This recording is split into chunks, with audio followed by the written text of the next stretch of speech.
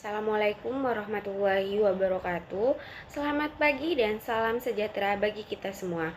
Yang terhormat Bapak serta teman-teman sekalian, kami dari kelompok 2 akan mempresentasikan materi Pancasila dalam bentuk video yang berisi ringkasan BPUPKI, analisis sosial, dan hasil survei.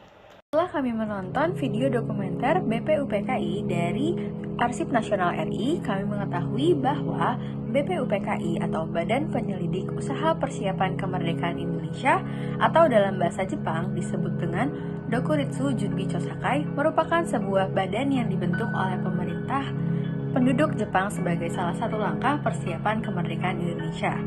BPUPKI ini resmi dibentuk pada 29 April 1945, kemudian dilantik dan diresmikan pada 29 Mei 1945. Saat diresmikan, BPUPKI ini ditetapkan memiliki 67 anggota dan diketuai oleh Dr. KRT Rajiman Widyodiningrat dengan dua wakilnya, yaitu Ichi Bangase Yoshio, wakil dari Jepang, dan Raden Panji Suroso.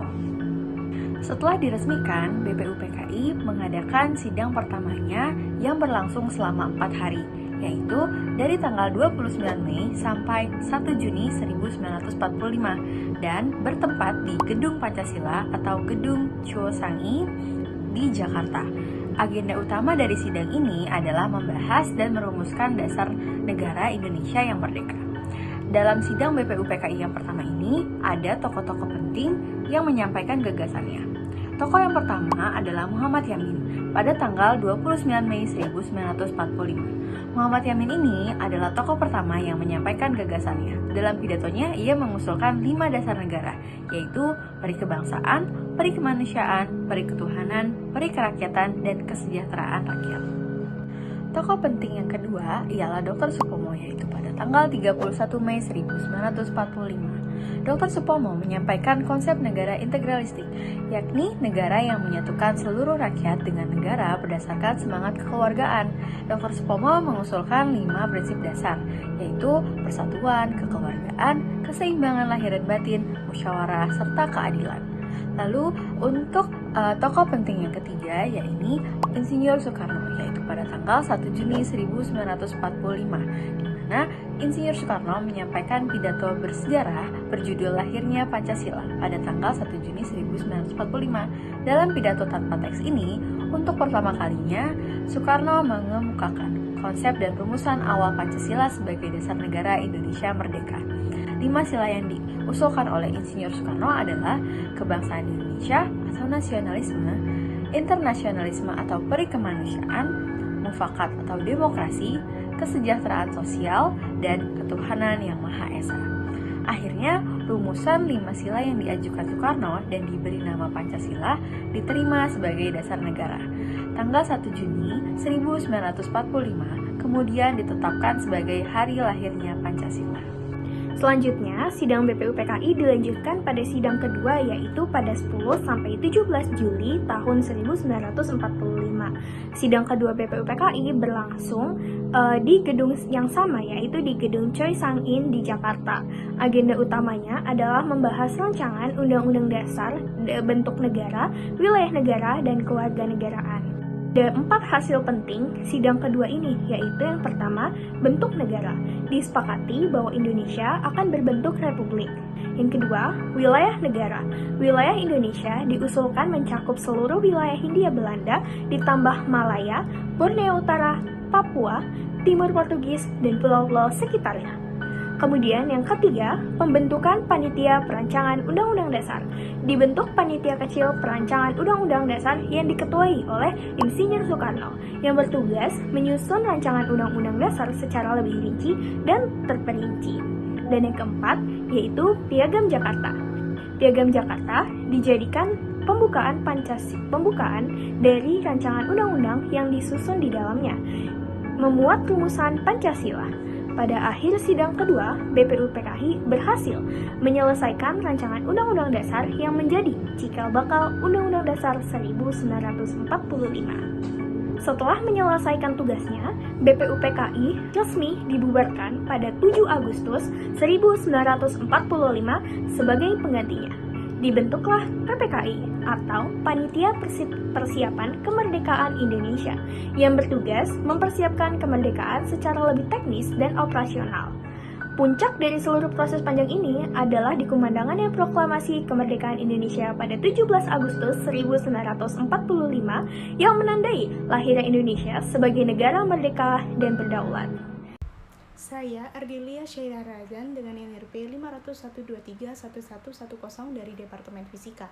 Dalam video ini, saya bersama rekan saya, Sandy dan Sohwa, akan berbagi hasil analisis sosial terkait sejarah perumusan Pancasila.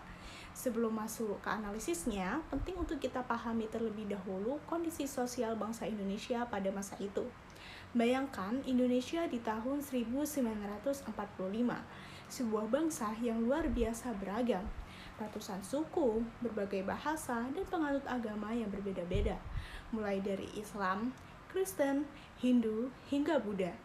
Di atas keberagaman itu, bangsa Indonesia baru saja melewati ratusan tahun penjajahan Belanda dan dilanjutkan dengan pendudukan Jepang yang membawa penderitaan tersendiri melalui sistem kerja paksa atau disebut Romusa. Kondisi sosial saat itu sangat timpang. Penjajahan Belanda menciptakan sistem stratifikasi ras yang menempatkan pribumi di lapisan paling bawah. Kemiskinan dan ketidakadilan dirasakan hampir di seluruh lapisan masyarakat. Namun, justru dari kondisi itulah semangat kebangsaan tumbuh semakin kuat. Lahirlah berbagai organisasi pergerakan nasional. Dan ada 3 arus pemikiran besar yang berkembang dan saling bersaing, yaitu nasionalisme, Islam politik, dan sosialisme. Ketiga arus inilah yang kemudian bertemu dan beradu gagasan dalam proses perumusan Pancasila. Bagaimana pertemuannya? Rekan saya Sandy yang akan menjelaskan. Baik, terima kasih Ardel. Selanjutnya saya Sandi Rahmazarita dengan NRP 50123 dan saya akan membahas bagian yang menjadi inti dari proses perumusan Pancasila, yaitu dinamika sidang BPUPKI. Sidang BPUPKI atau Badan Penyelidik Usaha-Usaha Persiapan Kemerdekaan Indonesia berlangsung dari tanggal 29 Mei hingga 1 Juni 1945. Sidang ini dihadiri oleh 62 anggota yang benar-benar mempresentasikan keberagaman bangsa Indonesia. Ada tokoh nasionalis, pemimpin Islam, tokoh Kristen, kaum terpelajar, hingga wakil dari berbagai daerah di Nusantara. Dalam sidang tersebut, 3 tokoh tampil menyampaikan gagasan mereka tentang dasar negara. Pertama, Muhammad Yamin pada 29 Mei mengusulkan dasar negara yang bernuansa nasional dengan prinsip-prinsip seperti peri kebangsaan dan peri kemanusiaan. Kedua, Supomo pada 31 Mei mengusulkan konsep negara integralistik di mana negara di seluruh rakyat merupakan satu kesatuan yang organis tanpa sekat-sekat golongan.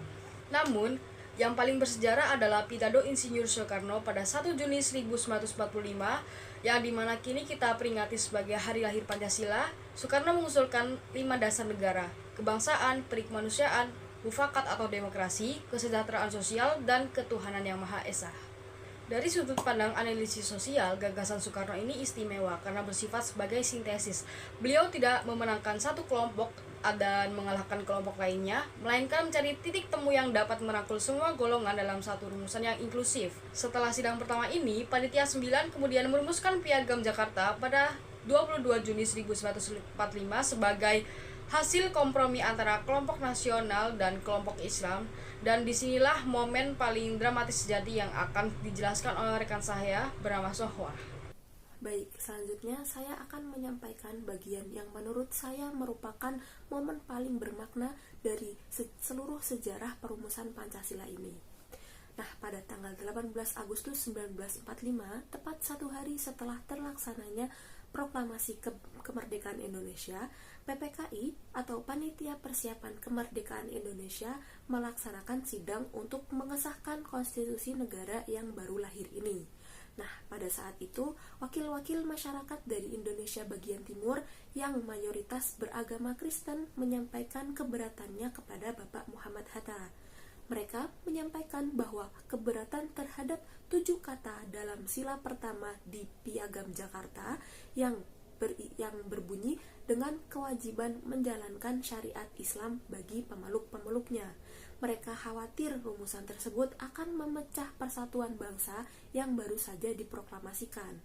Dan yang terjadi selanjutnya adalah momen yang menunjukkan sebuah teladan sosial yang luar biasa, yakni para pemimpin Islam, salah satunya adalah Ki Bagus Hadikusumo, perwakilan dari kelompok Muhammadiyah, dengan penuh kebesaran hati bersedia melepaskan 7 kata tersebut demi menjaga keutuhan dan persatuan bangsa, sehingga sila pertama pun berubah menjadi ketuhanan yang Maha Esa. Hal ini bukan sekedar perubahan redaksi, namun bukti nyata bahwa lahirnya Pancasila merupakan hasil dari sikap para pendiri bangsa yang lebih memilih persatuan di atas kepentingan kelompok. Dan sikap inilah yang patut kita teladani hingga saat ini. Selain pengetahuan, kami juga menggali persepsi dan juga sikap mahasiswa terhadap Pancasila. Dari skala 1-5, rata-rata responden memberi skor 4 untuk pernyataan bahwa perumusan Pancasila adalah hasil kompromi politik yang menunjukkan kesadaran yang kuat tentang proses demokratis di balik lahirnya Pancasila. 60% menyatakan Pancasila sangat relevan, 36% cukup relevan, dan hanya 4% yang merasa kurang relevan. Artinya, 96% mahasiswa masih percaya Pancasila relevan di era sekarang. Kemudian untuk skor rata-rata, untuk pernyataan pembelajaran Pancasila di kampus masih terlalu normatif, mencapai 4 dari 5. Mahasiswa merasa cara belajar Pancasila saat ini perlu diperbarui. Dan ketika ditanya bagaimana keputusan diambil dalam organisasi mereka, 64% menjawab musyawarah mufakat. Bukti nilai Pancasila sudah hidup dalam keseharian mahasiswa tanpa mereka sadari. Salah satu responden bahkan menyampaikan dengan sangat tepat, Pancasila jangan cuma dihafal, tapi dijadikan sejarah itu narasi untuk membentuk identitas bangsa. Dari semua ini, satu kesimpulan jelas, mahasiswa tidak apatis terhadap Pancasila. Mereka hanya butuh cara belajar yang lebih relevan, kritis, dan juga kontekstual. Nah, kami juga melakukan survei untuk tahu sejauh mana sih mahasiswa hari ini memahami sejarah perumusan Pancasila. Kami melakukan survei menggunakan Google Form dengan mendapatkan 26 responden mahasiswa dari berbagai universitas di Indonesia, mulai dari ITS, UI, UB, UNES, UNY, dan juga masih banyak lagi lainnya. Berikut temuan menarik dari survei yang telah kami lakukan terkait pengetahuan sejarah Pancasila. Yang pertama yaitu soal waktu sidang BPUPKI. Sebanyak 88 responden menjawab dengan benar bahwa sidang pertama berlangsung pada 29 Mei hingga 1 Juni 1945. Namun 12% masih belum tepat. Yang kedua yaitu soal siapa yang pertama kali mengusulkan istilah Pancasila. Hanya 76% responden yang menjawab Insinyur Soekarno dengan benar. Sisanya menyebutkan Muhammad Yamin dan Supomo. Yang ketiga yaitu hampir seluruh responden 96% sudah memahami bahwa perubahan sila pertama dari Piagam Jakarta merupakan hasil negosiasi dan kompromi antar kelompok, bukan dominasi satu pihak saja. Artinya, pemahaman dasar mahasiswa sudah cukup baik, tapi masih ada detail-detail sejarah yang perlu diperkuat. Oke, jadi kesimpulan daripada video ini yaitu proses perumusan Pancasila merupakan kristalisasi pemikiran mendalam dari para pendiri bangsa, melibatkan perdebatan yang panjang hingga dinamis dari sidang BPUPKI sampai PPKI, melalui pidato Soekarno pada 1 Juni 1945 serta peran krusial dari Panitia 9 dalam menyusun Piagam Jakarta. Pancasila lahir sebagai sebuah kompromi luhur yang menyatukan berbagai golongan, baik nasionalis sampai agamis.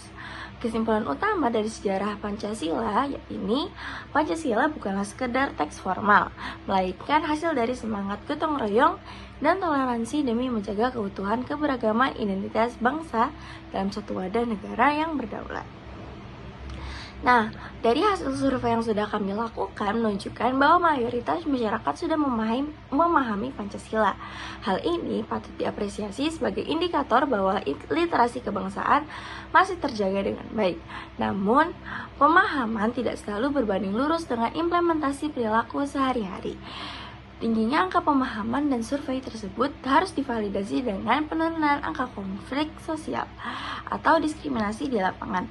Jika pemahaman sudah tinggi namun praktik intoleransi masih ada, maka terdapat celah antara mengetahui dan menjiwai yang perlu dijembatani agar Pancasila tidak berhenti sebagai hafalan semata, melainkan sebagai kompas moral dalam berinteraksi. Sekian yang bisa saya sampaikan dan teman-teman saya sampaikan. Wabillahi taufiq wal hidayah. Wassalamualaikum warahmatullahi wabarakatuh.